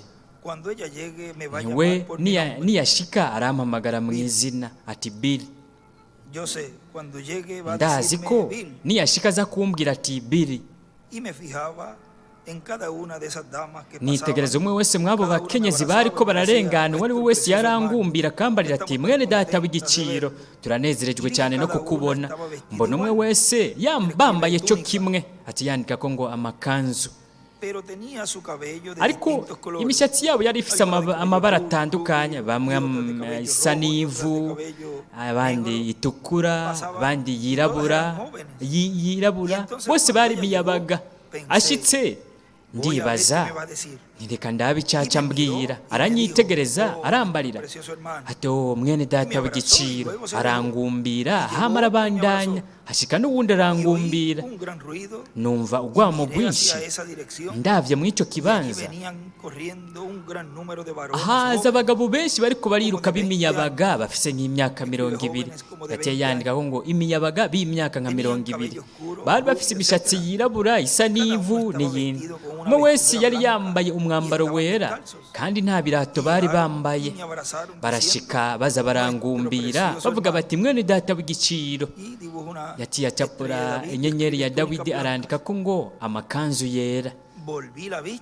Mpindukije amaso mbona ndacyari ku gitanda, ndibaza ibi bintu mu by'ukuri ni ibintu bitangaje. Mu uwo mwanya ijwi ryagiye ritangura kumvugisha, kandi namba sinigeze mbona aho ririko rimvugisha riva. Yaciye yandika ko ngo ijwi, ku rundi ruhande naho yandika ko ngo ijwi riravuga riti, aha wewe wakoraniye hamwe n'abantu bawe. Hanyuma hariho abantu banteruye banyicarika ahantu hataramutse. ndavuga ni kubera ko umukozi ibi ryajwi riravuga ati yacapura ku inyenyeri ya Dawidi riti ku isi we wabaye umuyobozi umurongozi ndavuga ibi bintu sindiko ndabitahura ryajwi yaciye yandika ko ngo riri mu buringanire bw'indwi mu buringanire bw'indwi ni ukuvuga niho hari ko harava iryo jwi iryo jwi arandikaho ngo rivuye mu buringanire bw'indwi ryari ko riramvugisha ariko namba sinigeze mbona aho riko rimvugisha rivuye ariko ryari hejuru cyane arongera akandika ko ngo ijwi uburinganire bw'indwi ariko ryari hejuru cyane riko riramvugisha ni murabe ingene no mu ubwo buringanire haba kuhakorera we ngaho yariko arumva iryo jwi ririko riva mu buringanire bw'indwi ririko riva mu kugaragara kw'Imana ndavuga nimba napfuye basi ndagomba kubona Yesu we yabaye ubuzima bwanjye bwose rero ndagomba kumubona ryajwi riravuga yaciye yandika ko bundi bucyashya mwenda tabiriya yaranditse ko ngo hejuru cyane arandika ko ngo ijwi uburinganire bw'indwi riti ntushobora kumubona mw'uyu mwanya aracyari hejuru cyane yaciye yandikaho ngo ijwi uburinganire bw'indwi murabona aho hari munsi y'igicaniro mu kibanza cya gatandatu arandikaho ngo mu buringanire bw'indwi ikibanza umuntu ajyamwo aho ntihari bwabe mu buringanire mu kibanza cy'indwi aho Imana iri cyari mu kibanza cya gatandatu arandikaho ngo uburinganire bwa gatandatu ku igicaniro acapura piramide ingana mwashi n'ibihe by'ishengero n'igice cy'indwi aho niho bose bari ko bararengana wamenga hari nk'amamiliyoni sinari bwigere mbona abantu benshi nk'abo nanjye aho niho nari nicaye abo bantu bararengana bagasiga bangumbiriye bampamagara mwene data ryajwi rero ryaravuze bundi bushasha yaranditse ko ngo ijwi rivuye mu buringanire bw'indwi itaho we wakoraniye hamwe n'abantu bawe nk'uko byagenze kuri Yakobo yaciye yandika ngo wakoraniye hamwe n'abantu bawe ndabaza n'aba bantu bose n'abantu banje mbega abo bose ni ba Branham we aravuga yongera kwandika ko ngo ijwi rivuye mu buringanire bw'indwi riti oya nabo wahindukirije kuri Kristo wazanye kuri Kristo nditegereza mbona umudame mwiza cyane yaje arangumbira bose ni nkaho bari bafise imyaka ingana yaraje arangumbira arambarira ati mwene data w'igiciro aranyitegereza ndavuga ntasa n'umumarayika acararengana ryajwi rirambaza riti mbega uwo ntumuzi ndishura ntoya sinamumenye riravuga riti niwe wamuzanye kuri Kristo igihe yari afite imyaka irenga 90 urazi igituma gufitiye urukundo rwinshi ndavuga nti mbega uwo mwigeme mwiza cyane yari amaze gukwiza imyaka irenga 90 riravuga yongera kwandika ko ati ijwi riti we ubu ntazokongera guhinduka namba nicyo gituma ariko arakubwira turi mwene data w'igiciro ndibaza nti ariko ibi bintu jewe narabitinya aba bantu n'abantu b'ukuri nta na hamwe bari ko baraja ntibari barambiwe no kuba bari ngaho ndabaza nti none ni kubera ko ntashobora kubona Yesu riravuga yongera kwandika ko ati ijwi riti umunsi umwe azoza kandi azobanza kuza kuri wewe ubanza uciga urubanza yaciye yandika ko ngo urubanza guciga urubanza ritabo bantu nabo wahindukirije kuri Kristo wayoboye ndavuga nti none kuba nabaye umurongozi ntegerezwa guciga urubanza ririshura riti egome ndavuga none umuyobozi wese azotegerezwa guciga urubanza nk'uko nyene yaciye yandika ngo guciga urubanza ririshura ritegome ndabaza none bizogenda gute kuri Paulo mutagatifu riravuga riti azotegereza guciga urubanza n'abantu biwe yaciye yandika ko ngo urubanza ruhera mu nzu y'Imana ndavuga nti rero umugwi wiwe niwinjira nabanje nabo bazokwinjira kuko nigishije neza ijambo nk'iryo nawe yigishije ku ruhande yaciye yandika ko ngo igihano ibuye rikomeza imfuruka n'ibihe Él bautizó en el nombre de Jesucristo. we yabatije mu Y yo izina también. rya Yesu Kristo na Yo jewe prediqué nanje 3 puntos suspensivos. naravuze Y ubutumwa en ese utuburungu momento dutatu millones gritaron a una sola mw'uwo voz. mwanya nk'amamiliyoni baca basemerera icyarimwe bati ivyo turavyemeza Si yo hubiera sabido esto antes de venir ca aquí, ndibaza ntiyibi bintu nza kubimenya imbere y'uko nza ngaha nari kuba narahase abantu kugira ngo baze ngaha ntiboshobora guhomba aya mahirwe entonces él nimwibaze dijo rero yaciye avuga y subraya él y aciye escribe al lado, aca akarongo la voz, kuri aho havuga ngo we ángel. atayandikaho ngo ijwi umumarayika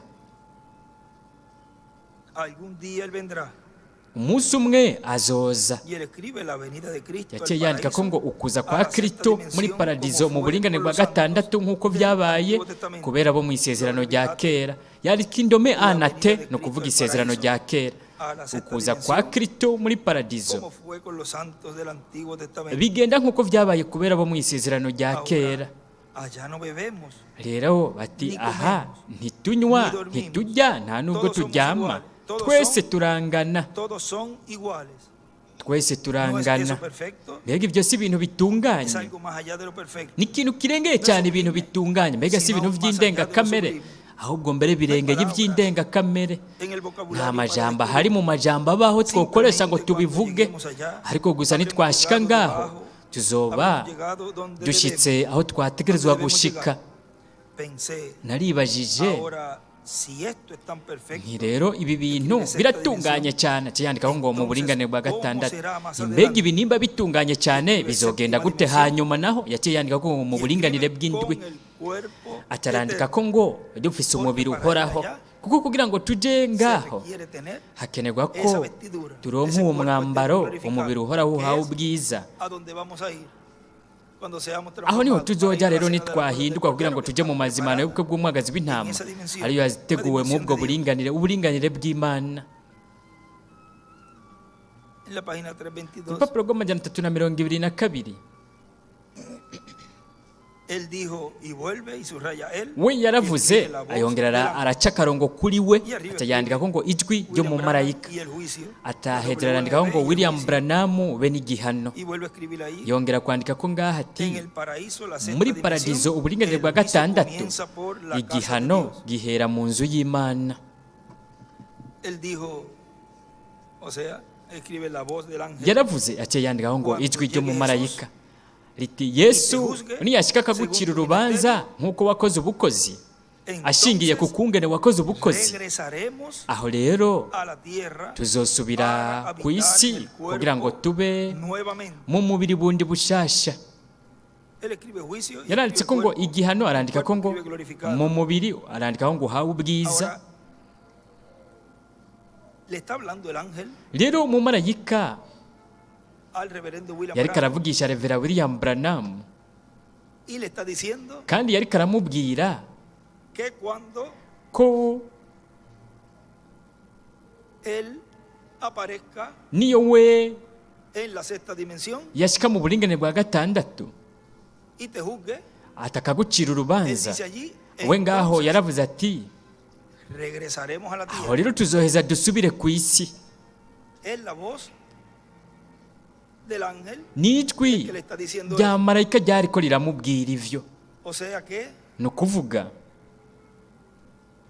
cuando esté ni ukuvuga ko ocurriendo esto, igihe hazoba hariko haraba les voy a ivyo leer aquí ngira ndabasomere ngaha en el libro de citas. mu gitabo c'imirongo Hay varios lugares, pero vamos a leer hariho dos, ibibanza vyinshi ariko reka dusome bibiri gusa porque miren, kuko en la página 13, nimurabe ku rupapuro rwa 13 uno de los relatos de la visión de la carpa. bimwe mu bintu bivuga ku iyerekwa ry'ihema agace kamaro ka Y aquí 97 cuando aha rero el ángel está mostrando igihe la primera, umumarayika segunda yari etapa, karamwereka ugukorwa kwa mbere kwa kabiri no kwa gatatu ya lo sube a esa etapa. yaciye amuduza muri iyo ntambuko yo hejuru Dice como a mitad de nko hagati na ya sería el hagati 98 ho bari de la kuri página 13. 98 ku rupapuro rwa 13 naravuze ati birambabaje mwami, sinari namenye ko ndiko ndakoresha uruhande rutari rwo. yarambwiye ati ntiwigishe abana ibintu by'indengakamere. naciye numva umenga ngiye mu bundi buringanire bwo hejuru. atayandika ko ngo igihe cy'ibuye rikomeza imfuruka. nari mpagaze mu kirere mu ihema rinini cyane ntari bwigere mbona mu buzima bwanjye. nari mpagaze hejuru y'abantu n'igicaniro kiri munsi yanjye, acacapura ibuye rikomeza imfuruka. rero mwibuke k'ubwo burebure ni ku matambwe 12 niho hari uburinganire bwa 6. ni nkaho nagira ndangize kuvuga ubutumwa. kandi mwibuke muri Eliya wa 4 hishushanyirije ivyo Imana yari kuziho biri kirashikiriza mu iyo ntambwe y'ishengero mugeni, mu ntambwe ya nyuma. aho naho nyene yariko harishushanyiriza ubukozi bwa Eliya wa 4. nari nahamagaye abantu ngo baze ku gicaniro. hari abantu 100 bahagaze bakirije amaboko mu kirere barira. nariko ndagerageza kururutsa amaguru yanjye ngo ashike hasi aho narindi, ariko nkaguma mu kirere. umuntu afise umutima mwiza w'urukundo ari imbere y'abantu yaravuze ati, bagenzi banje, mu gihe mwene data Branamu akiriko arafata umwanya wo kuruhuka mu uwo muhamagaro w'igitangaza ku gicaniro, reka dutonde umurongo iburyo w'abasengegwa. baca batonda umurongo abasengegwa hirya no hino y'ihema, imbere no hanze, kugeza mu ibarabara. hanze mu ibarabara kure cyane aho nshobora kubona. imbere mu ihema naritegereje ihema rishanje nk'iry'amatambwe 4 hariko n'urugi. imbere mw'uyo muzingi hari akumba gatoya k'imbaho. hariho umukenyezi yari ahagaze ku muryango yandika amazina, yakira n'ikarata yo gusengerwa ku mukenyezi aje agendera kuri brancard. inyuma hari uwundi mukenyezi, umuntu akomeye yarasunitse uwo mukenyezi kuri brancard, yinjirira mu muryango umwe, yinjira mu kumba gatoya k'imba. numva ijwi rituje, niryo jwi ryagumye riherekeza ubukozi bwanje. nabibonye rero bimva ko ajya mu kumba gato. yaravuga ati, uko n'ugukwega kwa 3. ndavuga nti sindabitahura. arishura ataha imbere niho nzogusanga. naritegereje ndaba uwo mukenyezi yaragwaye asohokeye mu wundi muryango w'ako kabanza gatoya. yacapura inyenyeri ya Dawidi, yandika ko iburyo ngo we yari yururutse kw'iyo brancard ariko arayisunika. umukenyezi yari ahagaze kugira ngo amubaze ibyabaye abishyira mu ikaseti. aramubaza ibyabereye muri ako kumba gatoya.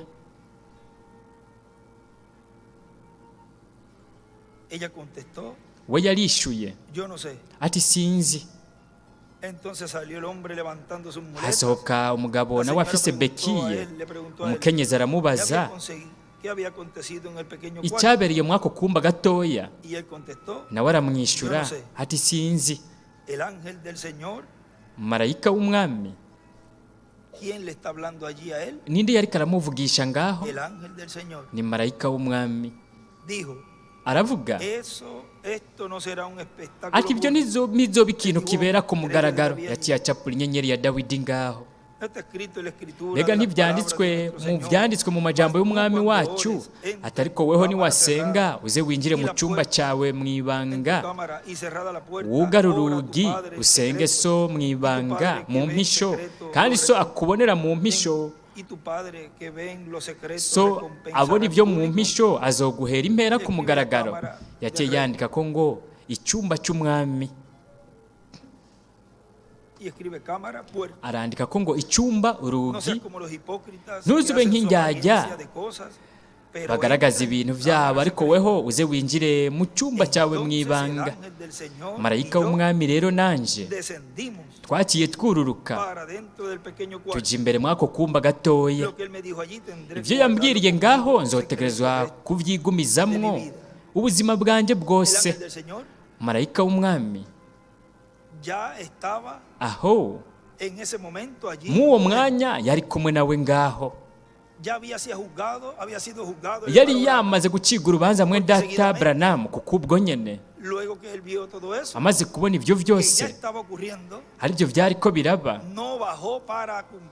ntiyururutse kugira ngo ashyitse ibyo bintu, ahubwo byose byari ko biraba. Ibintu byose marayika yari karerekana, gukira indwara n'ibyo bintu byose, ukuvuga ubutumwa bwa mbere no gukira indwara, ibyo byose byari bisanzwe biri ko biraba. Kandi muri uwo mwanya mwene data Branham ntiyari bwabe ari ngaho, na marayika nawe siho yari ari. Kandi uyo marayika yari yamubwiriye hariya ati tuzokururuka turonke imibiri. Mbega uwo mumarayika yoba ari nde? Ndazi uwo ari we. Ariko ibintu byari bisanzwe biri ko biraba. Abantu ntibashobora kurindira kugeza habaye ibyo uwo mumarayika akaza akaba mu mubiri uhawe ubwiza kugira ngo aduhe ukwizera kwizamugwa. Byose biciye bugufi cyane. Byose byari bisanzwe biri ko birabera hagati mu bantu. Ukugaragara kw'inkingi y'umuriro kwari kuri mu ishengero ryayo, hariko harakorwa ibitangaza. Rero nimurabe ku rupapuro rwa 14 ikindi kibanza havuga iby'iri yerekwa. Reka tuvuge nko hagati na hagati ku rupapuro rw'113. Mwibuke iryo jwi ryari riri mu buringanire bw'indwi. Igihe we yari ari ngaho, we ntiyabona aho iryo jwi ririko rirava. Ariko mu mwanya yari kumwe na marayika, mu wundi mwanya yari kumwe na marayika ahagaze inyuma yiwe. Yari yamaze kuba yiteguriye kururuka kugira ngo aronke umubiri wiwe uhawe ubwiza. Agace k'113 hagati mu aka gace aravuga ati naritegereje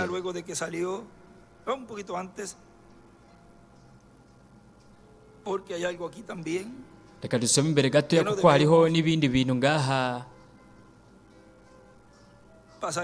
tudakwiye kurengana. Reka turabe aho twohera. Aravuga ati nagumye mpagaze ndabyitegereza, nabonye bazanye umukenyezi kuri brancard. Hari umukenyezi ngaho yandika izina ryiwe ku rupapuro. Hariho umuntu yaje aramusunika, uwundi muntu yagiye ariko agendera kuri bekiye. Naramubonye yinjira mu iyo nyubako ntoya. Uwo mukenyezi arasohoka asemerera ariko asunika iyo brancard. Uwundi mukenyezi yari ku rundi ruhande, wamenga n'umugore w'umushatsi wirabura. We yaravuze, aramubaza ati mbega habaye iki? Aramwishyura ati je sinzi na kimwe,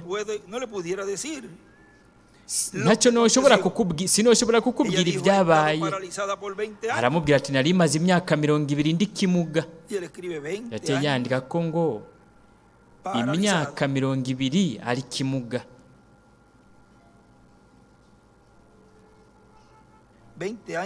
Imyaka 20 y'ubumuga, imyaka 20 y'ubumuga. Nditegereza ariko raba umenga sinigeze ngwara na rimwe.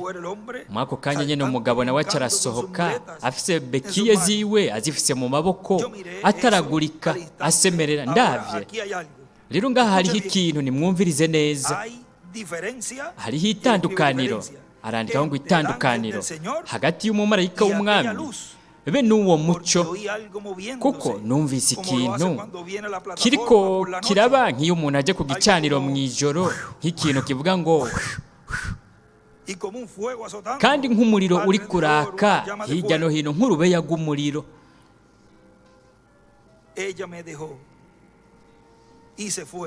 Yaciye amva iruhande aragenda, yururukira mw'iyo nyubakwa ajya ku isonga ry'iyo nyubakwa ntoya.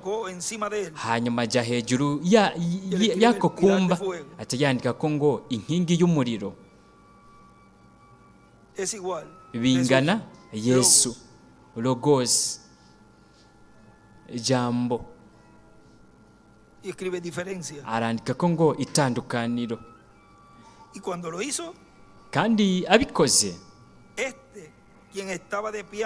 uyo yari ahagaze iruhande yanjye inyuma yanjye, rya jwi nyene, rya jwi rya marayika yaravuze. Murabona, yari ari ngaho mu uwo mwanya, ntiyabona aho iryo jwi ririko rirava, ariko mu uwo mwanya ho yari kumwe nawe ngaho. Aramubwira ati, harya niho nzogusanga, kuzoba ari ugukwega kugira gatatu, nta n'umwe azobimenya ko ikintu na kimwe. Ndavuga nti, sinahura igituma bibera hariya. Aravuga ati, ntikizoba ari ikintu cerekanirwa ku mugaragaro ubuhoho nk'uko vyabaye mu ntambwe ya mbere n'iya kabiri. Ntisindiko ndatahura kubera iki haba kwinjira muri kajya kumba. Ati, none ntibyanditswe ko umwami yavuze ati, niwasenga ntube nk'indyarya bashaka kumvirizwa n'abantu, ahubwo uze winjire mu cyumba mu ibanga ahihishije, usenge data abonera mu mpisho, nawe wabonera mu mpisho azoguhembera ku mugaragaro. Neza neza bihwanye n'ibyanditswe mu buryo butunganye, niko byaba bimeze buri gihe. Ndavuga nti, ndabitahuye. We yaciye anjyana muri icyo kibanza, anshyira muri ako kumba aho narindi, hanyuma arambarira ibyo nokora ku nshuro ya gatatu. Rero bagenzi banje ba Kristo, igihe nzova kuri iyi si bizoguma mu nda yanjye, ariko aya majambo yanjye muyashyire ko akamenyetso y'ibizoba. Yaciye yandika ko ngaha ngo niyagenda, ni ukuvuga ko ngaha turiko turabona ikintu ngirakamaro cyane ku bijyanye n'uyo marayika cyangwa iryo jwi. Ari we yariko aramwereka ibintu byose, kandi yariko aramubwira ibintu byose byagira bibe. Murabona ko ngaho yariko aramushingira intahe n'ibyagira bibere, n'ibyari kubera muri paradizo. Atazoza kuri wewe agucira urubanza, ati tuzoheza turonke imibiri twururuke ku isi. Naho nyene yariko aramumenyesha ibintu byose byari kuzoba. Ariko harageze umwanya aho uwe umumarayika na mwene data Branamu bururutse. Aho rero hashyitswa hamwe yavuga ati tuzoronka imibiri. Reka dukomeze ngaha ku rupapuro rw'amajana 322 aho twagarukirije hejuru haruguru. Igihe Yesu niyashika akagucira urubanza nk'uko wakoze ubukozi, tuzosubira ku isi kugira ngo tube mu mubiri bundi bushasha. Rero sinari nigere niyumvira ibintu nk'ibyo bwa mbere, ariko ibyo neza neza bihwanye n'ibyanditswe mu buryo butunganye. Tuzosubira ku isi kugira ngo tube mu mubiri. Yandikaho ngo uhawe ubwiza, aho tuzoheza dufungure. Aha nidufungura nta nubwo turyama, hariya ho tuzofungura nitwasubira ku isi.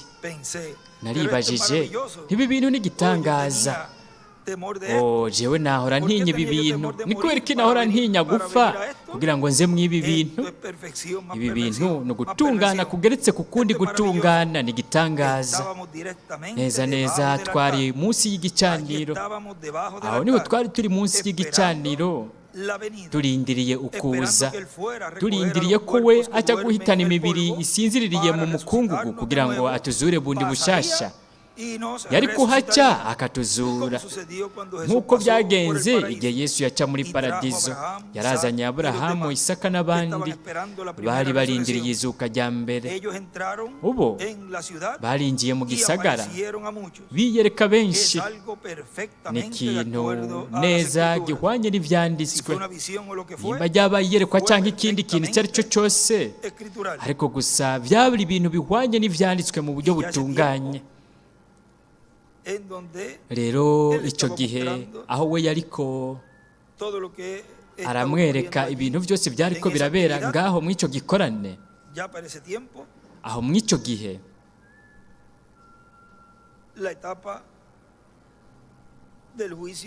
intambuko y'urubanza mu buringanire bwa gatandatu,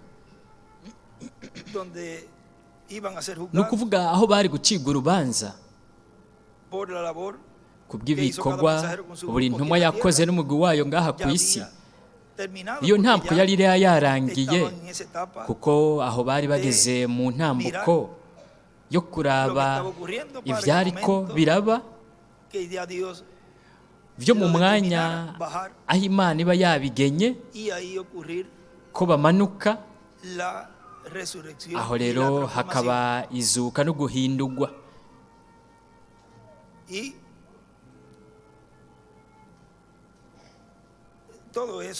Kandi ibyo byose byari kuzuba biriko biraba muri uwo mwanya. Abamaze gukogwa, gutunganywa na mpwemu yera, bagakogwa neza n'ijambo, bazobabona.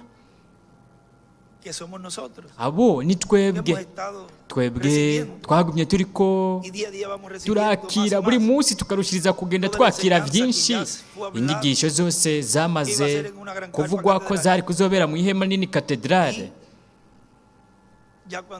kandi uwo mugore niyasohokera mu urwo rugi, reka tuvuge muri iyo minsi, haca hashitswa ibyo yari yambwiye ati, we niwabona uwo mugore asohotse ariko asunika brancard, uzoheze ube maso, ngaho nyene hafi izuka rizoba rigeze. Kuko murabona ko byabaye inyuma yaho marayika maze niho yaciye yururukana na Mwendata Branham. No kuvuga ko ikintu gikomeye cyane vuba kizoba kiriko kirabera hagati mu ihanga ry'Imana, ihanga ririko rirategurwa kugira ngo byakire ukugenderwa n'abamarayika, ukugenderwa ko bavuye mu buringanire kuva mu buringanire bw'indwi kuza mu buringanire bwa gatandatu, no kuva mu buringanire bwa gatandatu kuza ngaha ku isi. Mu kanya nagira ndabasomera ikintu ngaha ku rupapuro rw'182.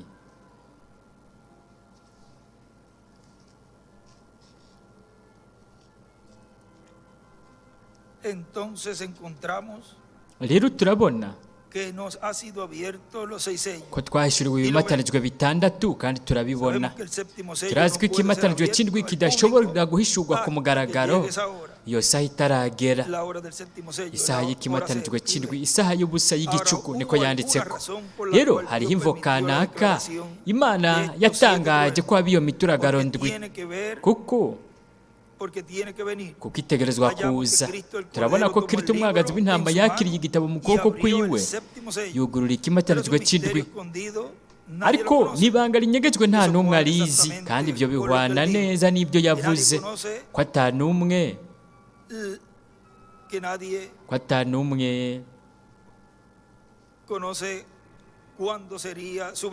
azi igihe hari kuzobera ukuza kwiwe, ko atanumwe yari kuzomenya igihe hazobera ukuza kwiwe. Nta n'uwo ari kuzomenya ikintu na kimwe ku bijyanye n'iri banga ry'imituragaro ndwi. Rero ibyo bintu bibiri birafatanye. Ibyo kugeza ubu turakbifise k'ubumenyi, kuko ibindi twarabihishuriwe, ariko ibi byo ntitwabihishuriwe. Ariko nicaye hariya mu kumba, narabonye ibyo bintu biriko birahishurwa, birerekanwa, herekanwa imituragaro ndwi. Rero nta kindi tworenza ko ngaho, ntitwoshika aharenze ngaho, ariko tweho twarashitse kure yo ngaho, aharenze ngaho, kugira ngo tugende turabona ibintu twebwe tugenewe mw'iyi sangira akamaro cyane turiko turabamwo. Reka duhaguruke, reka turuhuke gato, gutyo mw'uyu mwanya dusigarane mw'iki cigwa dufise cy'uyu munsi, ibanga ry'uburinganire. Reka nk'uko nyene dusigarane n'uwo twishimira, mwene data inshuti yacu Dr. William Soto Santiago.